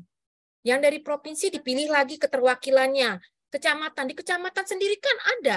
Ada yang miskin, ada yang sedang, ada yang kaya status sosial ekonominya. Berarti kecamatan harus membuat sampel berapa porsi diambil yang miskin, berapa porsi diambil yang yang status ekonomi tinggi, berapa porsi yang rendah. Nah, ternyata kecamatan juga masih tinggi. Di kelurahan, datanya ada. Dari kelurahan itu kelihatan berapa jumlah orang yang tingkat sosial ekonomi tinggi, berapa sosial ekonomi sedang, berapa sosial. Nah, jadi begitu, berjenjang. Jadi kepilihnya berjenjang. Paham nggak? Paham nggak? Izin menjawab, paham. Udah, paham ya? Paham ya? Oke. Anda mesti pahami itu dulu yang terkait dengan yang dimaksud dengan data bisa digeneralisasikan. Nah, sekarang supaya data yang tadi itu yang terpilih tadi itu bisa digeneralisasikan, itu sebelum Anda putuskan, oh ini data yang 150 juta penduduk ini bisa menggambarkan jadi status sosial ekonomi dari 150 juta penduduk ini bisa menggambarkan 500 juta penduduk Indonesia. Nah, sebelum memutuskan bahwa memang yang 150 juta ini bisa menggambarkan 500 juta penduduk Indonesia, data ini harus dicek dulu. Yang 150 juta ini harus dicek dulu. Nah, itu. Apakah benar datanya ini sudah benar-benar yang 150 juta ini sudah mewakili yang dari penduduk status sosial ekonomi rendah, ekonomi sedang, ekonomi tinggi, apakah benar sudah mewakili itu? Nah, untuk mengujinya digunakanlah ini dia. Kita lihat sebarannya data dulu. Kalau data itu ternyata distribusinya tidak normal, maka menggunakan uji apa? Parametrik atau non-parametrik. Jadi ada dua untuk melihat sebaran datanya. Parametrik atau non-parametrik. Sudah? Ya, itu dulu. Udah? Nah, jadi ini kita lihat datanya. Ya, yang pertama tuh kita input datanya dulu. Kita input datanya dulu, kemudian kalau distribusi datanya normal, kita pakai ujinya namanya uji parametrik. Jadi uji parametrik itu kalau lihat distribusi datanya normal. Tapi kalau misalkan uji datanya tidak normal, kita namanya pakai uji non-parametrik. Anda bingung, Bu, yang dikatakan kita mengetahui bahwa data itu normal atau tidak normal seperti apa sih? Gitu kan pertanyaannya kan? Mau tahu itu data itu normal apa enggak itu gimana, Bu? Gimana caranya saya mau milih itu uji parametrik atau uji non-parametrik? Orang saya juga nggak tahu apakah distribusi data saya normal. Kalau Anda lihat grafik, distribusi normal itu tuh dia melengkungnya begini. Ya, tadi mungkin ya. Ada gambarannya nggak tadi? Kalau dia grafik, yang namanya distribusi normal tuh dia melengkungnya begini. Jadi di tengah-tengah, jadi kanan sama kiri sama. Nah, sekarang pertanyaan kalian begitu, bagaimana saya mau milih apakah saya menggunakan uji parametrik atau uji non-parametrik, Bu? Sementara saya sendiri tidak tahu apakah data itu normal atau tidak distribusinya. Betul ya? Berarti yang pertama yang Anda lakukan adalah Anda mesti mengecek apakah data tersebut berdistribusi normal atau tidak. Gitu. Kalau dia tidak berdistribusi normal, berarti Anda menggunakan uji non-parametrik nanti untuk melihat apakah itu bisa digeneralisasikan. Kalau misalkan Anda melihat itu distribusi normal, berarti untuk menggeneralisasikan Anda menggunakan ujinya uji parametrik. Sampai sini dulu. Paham nggak? Statistik mesti pelan-pelan ini. Sudah? Ada yang nggak paham? Coba yang nggak paham tanya. Ayo sebelum saya lanjut lagi yuk. Mohon maaf Ibu sebelumnya. Untuk jamnya sudah lewat, tapi Ibu ntar di hari minggu depan ada pertemuan dengan Ibu lagi, Bu, satu lagi. Apa tentang apa itu? Sama, Bu. Topiknya statistik inferensial dan juga uji hipotesa. Uji hipotesa udah lain lagi dong. Ini kalian ada kuliah yang lain ya? Tidak ada, Ibu. Nanti Anda uji hipotesa lagi, nanti uji Chi sama uji Z itu udah panjang lagi tuh. Kalau ujinya ini aja nggak paham, ya udah nggak paham. Ya sudah kalau gitu. Ya sekarang Anda tinggal pelajari bagaimana Anda mengecek uji parametrik. Yang jelas untuk pertemuan minggu depan saya tidak akan lagi bahas tentang uji parametrik dan non-parametrik. Sudah langsung ke aplikasinya. Ke uji parametriknya itu apa, yang uji non-parametrik pakainya apa.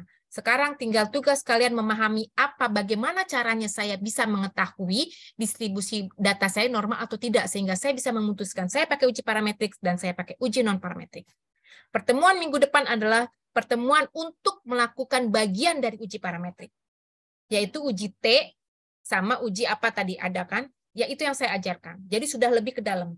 Jadi kalau kalian tidak paham dasarnya, kalian tidak akan bisa sampai ke dalam.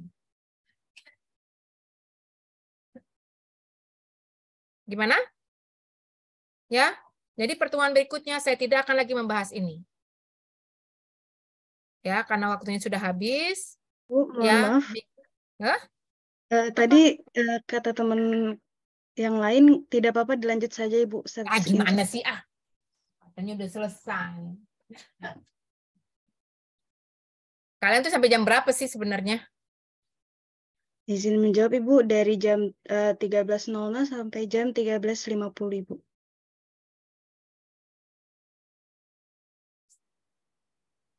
Ini saya punya waktu sampai jam berapa? Soalnya gini. Iya, Ibu, bagaimana, Ibu?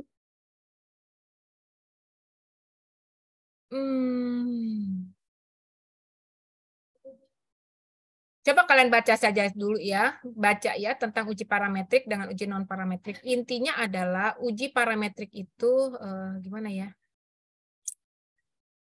Nah ini, oke, saya secara singkat saja, mungkin sedikit saya sampaikan cara mengecek itu distribusi normal.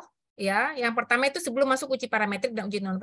Karena nanti di dalam uji parametrik ada banyak lagi itu yang tadi kalian sebutkan. Ada uji T, ada uji Z, ada uji regresi, ada itu bagian dari uji parametrik. Uji non parametrik ada Wilcoxon, ada ini. Itu adalah bagian. Tetapi sebelum mencapai pemilihan uji parametrik dan non parametrik, kalian harus tahu dulu, gitu loh. Paham nggak? Ya, minggu depan tuh kita sudah masuk langsung ke dalam-dalamnya itu. Yang bagian dari uji parametrik dan non parametrik. Nah, sekarang Anda untuk mengecek distribusi normal. Nah, ada beberapa cara untuk mengecek distribusi normal. Nah, ini. Ya, jadi ini adalah yang diawali dengan hipotesis. Pasti hipotesis. Kalau kita sudah bicara parametrik, non-parametrik, kita berangkat dari hipotesis. Saya tidak akan jelaskan lagi tentang hipotesis. Ada HA, ada H0. Ya, karena kita untuk menentukan apakah ini bisa digeneralisasikan atau tidak, itu ada hubungannya dengan hipotesis. Ya, jadi ini ada hipotesisnya, lalu ada teknik samplingnya. Untuk menguji hipotesisnya ini Anda melakukan sampling. Ya, lalu dari sampling ini didapat teknik sampling adalah teknik untuk mendapatkan sampel. Teknik untuk mendapatkan 150 juta dari 500 juta. Itu namanya teknik samplingnya. Ya, nanti teknik sampling ini ada pelajarannya lagi, tapi saya nggak tahu topiknya siapa. Ya, tapi biasanya itu nanti dibahas di METLIT ya, di metodologi penelitian. Ya, lalu nanti masuklah ke statistik lalu diolah. Nanti baru ketahuan populasinya apakah ini bisa digeneralisasikan atau tidak. Ya. Nah, berikutnya ini adalah statistik. Nah, ini statistik parametrik. Yang pertama adalah kalau kita bicara statistik parametrik itu adalah data sebarannya normal. Biasanya ya, kita bisa tidak usah menguji. Tidak usah kita ukur. Paling kita bisa mengukurnya nanti menggunakan SPSS ya. Nanti Anda akan pelajari tentang SPSS yang pada saat penelitian kita nanti akan belajar. Oh, biostatistik berarti nanti di sini akan kita belajar tentang SPSS. Yang pertama adalah kita tidak usah menggunakan mengetahui apakah sebaran distribusinya normal atau tidak usah kita menggunakan SPSS, bisa. Dari cara apa? Kita tentukan saja. Biasanya kita menggunakan uji parametrik apabila skala kita adalah normal atau rasio. Itu udah pasti kita gunakan parametrik. Contohnya normal atau udah belajar kan tentang skala pengukuran? Yang nominal yang gimana? Halo? Yang nominal gimana? Skala nominal gimana? Sudah belajar belum skala nominal, skala ordinal, skala interval, skala rasio? Udah belajar belum? Belum lah, bukan belum todolog. Panjang banget mau jelasin parameter.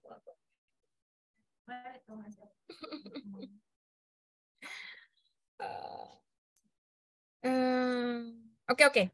Gini. Jadi kalau dia datanya itu kalau dia itu data, jadi ada 4 data ya. Data itu adalah data nominal, kemudian data ordinal, data interval, dan data rasio. Saya tidak akan jelaskan lagi karena untuk penjelasan tentang ukuran atau skala ini ada topiknya sendiri. Dan tidak akan bisa di sini, waktunya nggak akan memungkinkan. Tapi yang jelas data nominal dan data ordinal itu sifatnya kategori. Ya, contohnya laki perempuan, pendidikan tinggi, pendidikan sedang, pendidikan rendah, pendidikan sedang, pendidikan tinggi gitu ya. Status sosial ekonomi rendah, status sosial ekonomi sedang, status sosial ekonomi tinggi itu ordinal. Nah, pada data-data yang modelnya kategorik, itu Anda kita katakan menggunakan non-parametrik. Ini tidak harus diuji distribusinya. Udah pasti distribusinya kalau non-kategori ini adalah dia tidak sebaran datanya tidak normal. Oke, itu tanpa kita gunakan statistik ya. Tanpa kita gunakan SPSS. Udah paham sampai sini ya? Nah, kalau dia yang parametrik, itu biasanya sifat datanya terbuka. Sifat datanya numerik. Skala interval, skala rasio. Contohnya adalah berat badan. Berat badan kan angka kan? Berat badannya berapa? 5 kilo, 10 kilo, 11 kilo, 12 kilo gitu kan? Nah, jadi ada ukuran angkanya. Panjang badan atau tinggi badan, 150, 151, 152. Nah, ya. Paham nggak? Jadi yang ukurannya itu adalah ada pengukurannya. Berapa tahun Anda tinggal di Jakarta? 5 tahun. Berapa tahun Anda? 2 tahun. Berapa tahun? Nah, yang ada angkanya, numerik, sifatnya numerik. Kalau sifatnya numerik itu, ya, kita bisa menggunakan statistik parametrik. Ya, karena dia sifatnya terbuka. Oke, itu dulu. Itu yang secara Anda tidak melihatnya secara ini, tidak melihat secara SPSS ya. Jadi Anda tidak menggunakan SPSS, hanya secara manual saja Anda bisa gunakan patokan ini. Patokan dari skala pengukuran. Ya, skalanya apakah dia interval, rasio, nominal, ordinal. Sudah? Sampai sini sudah? Oke ya. Nah, ini. Jadi itu adalah tadi yang saya katakan statistik inferensial itu cara pengukuran ini dengan menggunakan ini ya untuk melihat generalisasi. Oke. Nah, yang berikutnya untuk melihat apakah parametrik dan non parametrik adalah yang tadi. Kalau enggak tadi, kalau misalkan kita kalau kita mau yang angkanya yang tadi yang numerik tadi ya, kita untuk melihat apakah benar, Bu ini katanya bisa, sekarang saya mau pakai SPSS, mau pakai pengukuran, mau pakai penilaian, apakah benar ini datanya, ini data yang terbuka tadi yang ada angka-angkanya itu apakah benar normal atau tidak. Nah, kita bisa melakukan analisis. Ya, kita bisa melakukan analisis dengan menggunakan itu tadi distribusi normal. Ya, bisa kita cek distribusi normalnya. Ya, jadi untuk mengetahui apakah distribusi normal atau tidak, apakah kita menggunakan parametrik atau non parametrik, ada 2 cara.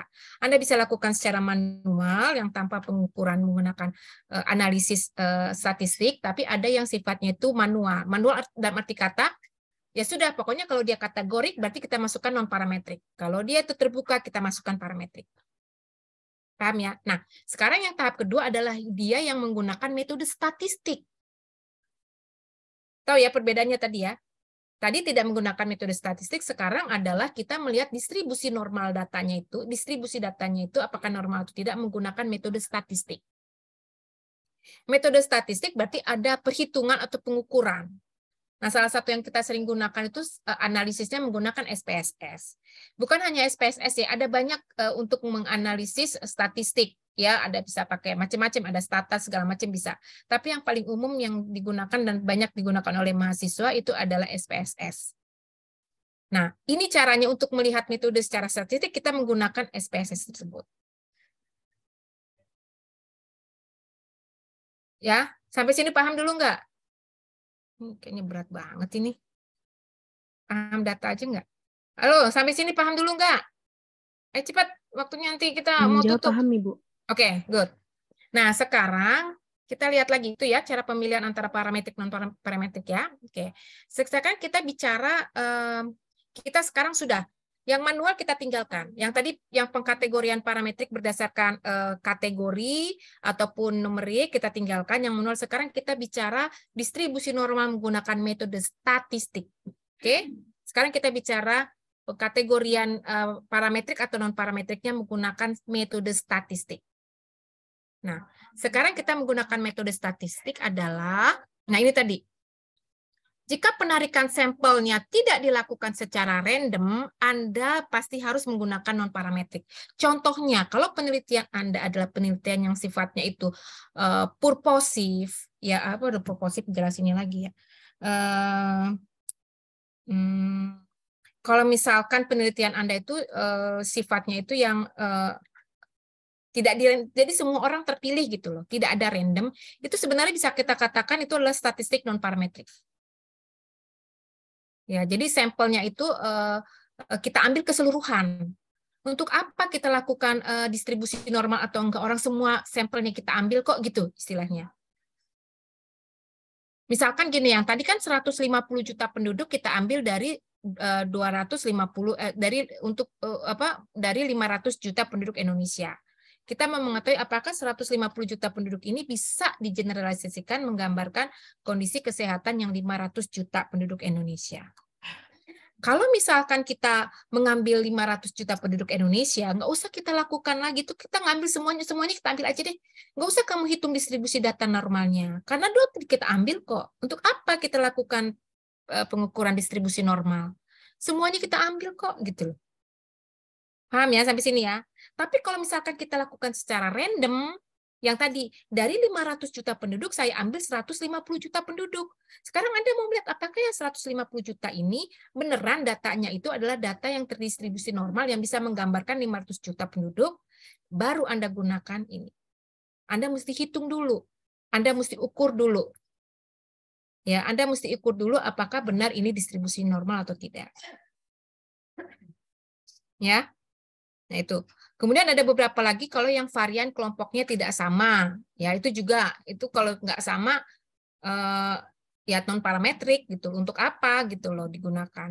Yang mau kita lihat itu adalah kalau yang variannya kelompoknya sama, baru menggunakan parametrik. Karena dia sama. Jadi kita bisa lihat kalau dia sama, pasti kemungkinan distribusinya normal. Kalau sama. Ya, contohnya variannya sama. Saya mau melihat bagaimana tingkat pengetahuan tentang COVID, ya, tentang COVID. Nah, kalau saya misalkan mau ngambil tentang COVID pada pelajar. Nah, pelajarnya itu saya ngambil mulai dari TK, SD, SMP, SMA, perguruan tinggi, itu kan variannya tidak sama, ya, beda-beda, macam-macam. Jadi pasti tingkat pengetahuan yang mahasiswa lebih tinggi dong dari yang SD gitu. Betul nggak? Yang SD pasti lebih tinggi dong dari TK. Itu tidak bisa kita jadikan. Maka kita lakukan itu adalah non parametrik. Pasti distribusi datanya tidak normal. Tapi kalau misalkan saya mau mengetahui tingkat pengetahuan pada mahasiswa keperawatan, sama nggak variansinya? Mahasiswa keperawatan, nah itu Anda harus gunakan. Ini bisa berdistribusi normal karena sama, variansinya sama. Oke? Ya. Nah, itu juga termasuk ini ya yang pengukuran-pengukuran data yang tadi saya katakan. Nanti Anda pelajari sendiri, tolong deh. Tugas Anda baca ya tentang skala pengukuran data dari nominal, ordinal, rasio, apalagi itu interval ya. Oke, nah ini baru kita masuk ke statistik parametrik. Ya, itu tadi dasarnya untuk menentukan statistik parametrik dan dasarnya untuk melihat distribusi normal atau tidak ya. Jadi pertama untuk menentukan apakah parametrik atau non parametrik, kita harus melihat distribusi datanya. Ya, distribusi data itu bisa kita lihat normal atau tidak sebenarnya secara manual dan secara metode statistik. Oke, ya. Oke. Nah, sekarang kalau yang statistik parametrik itu adalah statistik yang bisa diukur. Parametrik itu bisa diukur.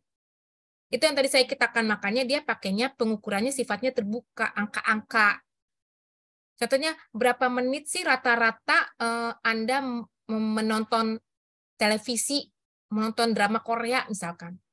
Ada menitnya dihitung, setiap orang dihitung aja berapa menit dia nonton drama Korea. Bisa diukur nggak? Bisa diukur nggak itu? Menitnya bisa diukur nggak? Misalkan, si A misalkan 3 menit, si B 3A, itu ada ukurannya. Itu parametrik untuk melihatnya. Jadi ada pengukuran. Tapi kalau non parametrik itu sifatnya contohnya seberapa puas sih Anda menonton terhadap film Korea? Jawabannya apa? Puas dan tidak puas, gitu kan? Puas, tidak puas, sedikit puas. Tapi tidak ada angkanya. Puasnya ya kalau menurut saya sih skornya 5, skornya 3. Nah, itu. Ya. Jadi ini untuk melihat perbedaan aja statistik parametrik itu dengan statistik non parametrik.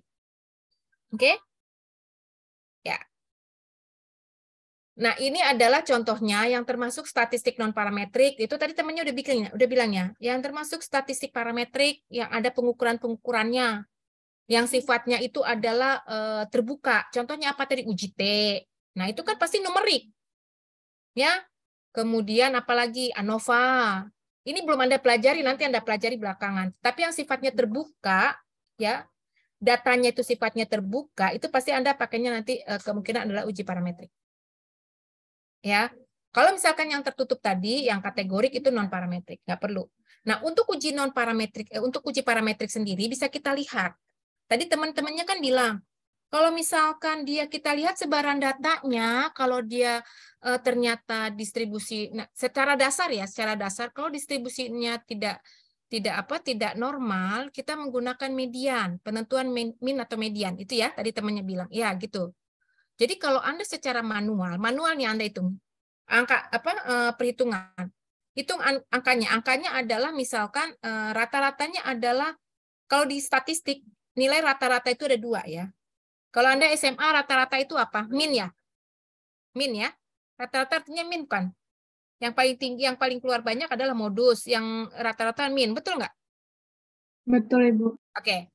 Nah, kalau di statistik ada 2, nilai rata-rata itu ada 2, min atau median.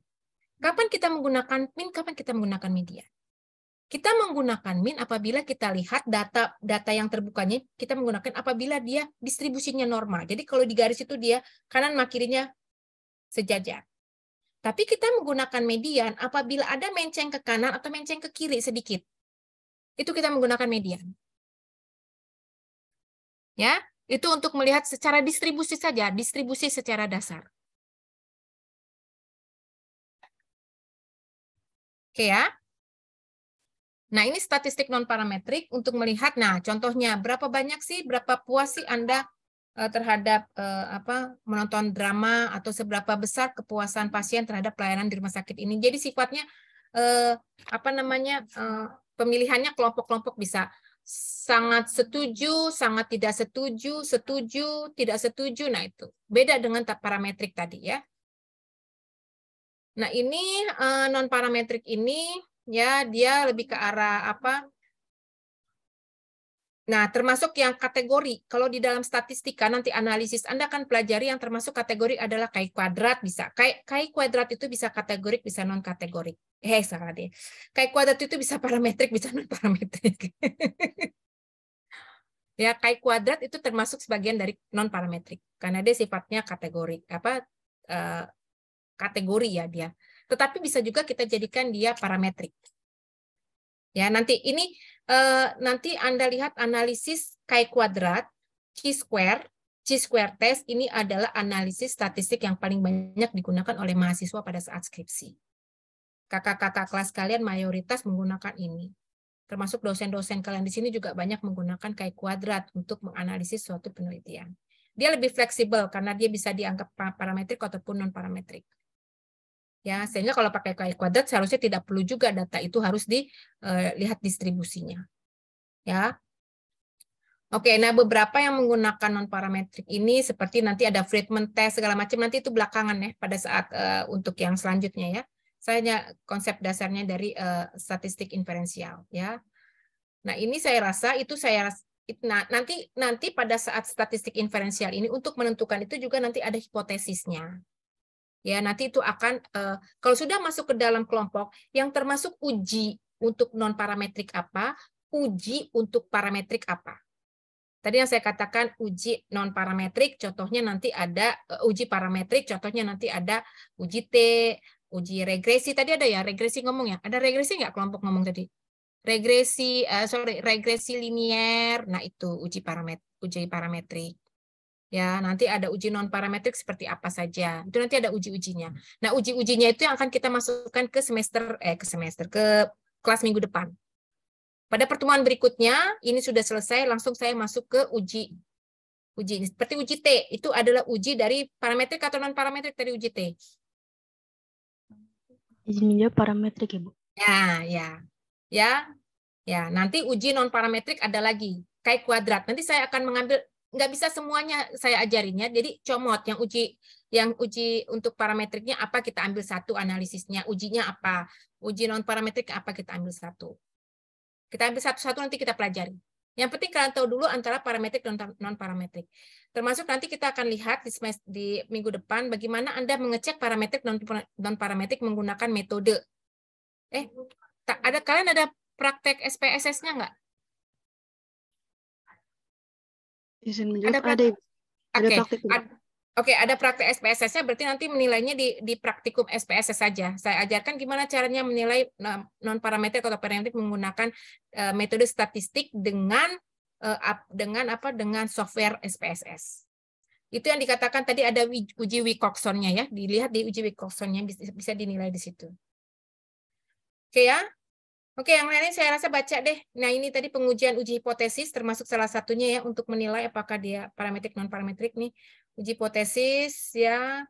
Kemudian nanti estimasi termasuk salah satunya estimasi penggunaan sampel karena sampel itu sangat mempengaruhi ya.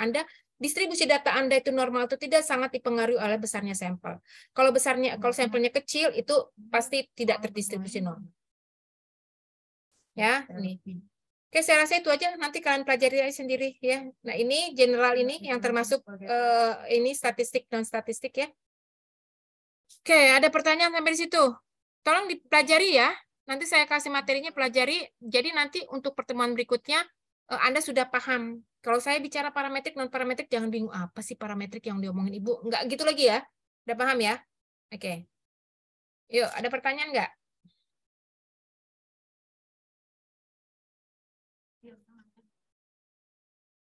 Kencengannya.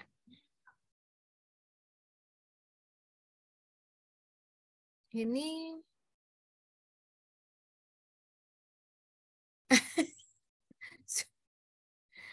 udah?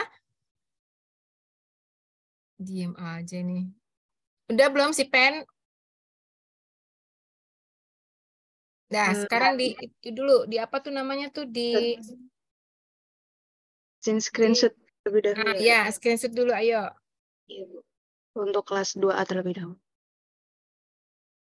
Make itu dulu apa? Saya juga pakai tangan ya? Iya, Ibu untuk raise hand juga, Ibu. Ya, untuk kelas 2A sudah raise hand ya untuk mengambil dokumentasi. Datanya nggak pas nih, masa menggunakan air.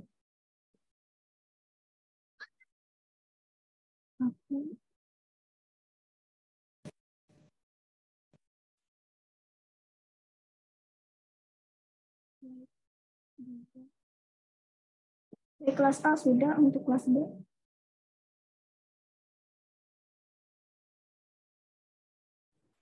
Baik, untuk Kelas B bisa raise hand terlebih dahulu.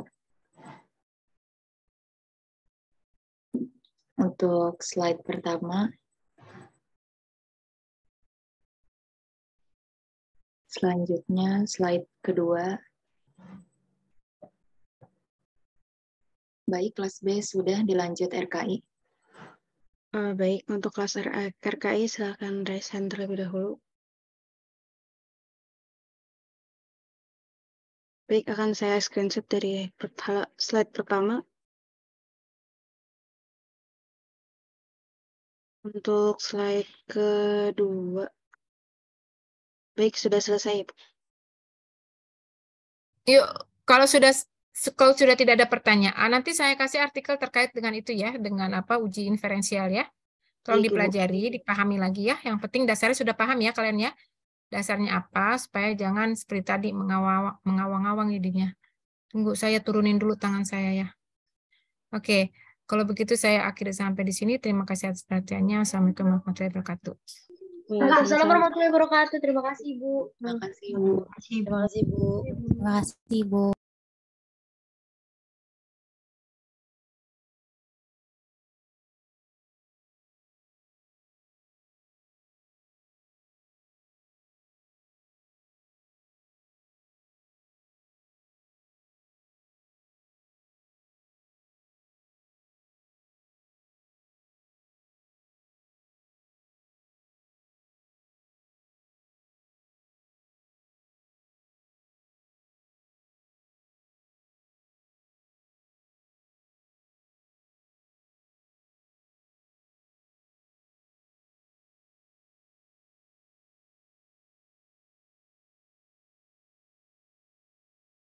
Ini yang record